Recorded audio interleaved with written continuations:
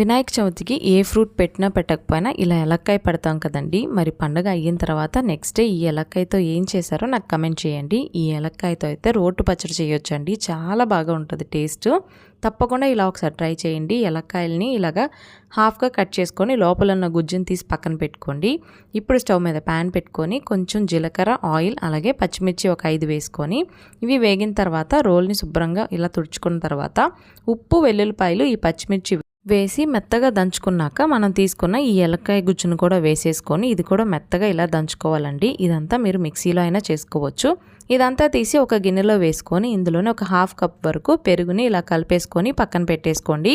ఇప్పుడు ఈ పచ్చడిని తాలింపు కోసం స్టవ్ మీద ప్యాన్ పెట్టి ఆయిల్ వేసి తాలింపు దినుసులు, కొంచెం జీలకర్ర, ఎండుమిరపకాయలు, కరివేపాకు, కొంచెం పసుపు వేసి ఇదంతా వేగిన తర్వాత స్టవ్ ఆపేసి ముందుగా రెడీ చేసుకుని ఈ పచ్చళ్ళు వేసి కలిపేసుకుంటే ఎంతో కమ్మగా ఉండే ఏలక్కాయ రోటి పచ్చడి రెడీ అయిపోయిందండి.